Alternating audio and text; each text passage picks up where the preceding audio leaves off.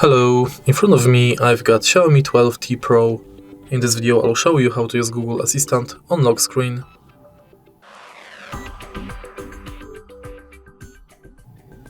In the beginning, let's go to Google app, enter Menu and go to Settings. Enter Google Assistant,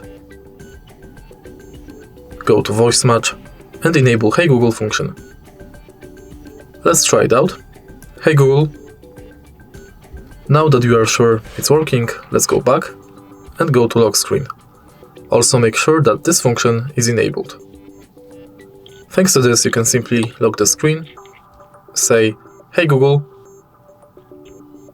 what's the weather like tomorrow? It'll be cloudy, with a high of 56 and a low of 37. And that's how you use Google Assistant on lock screen.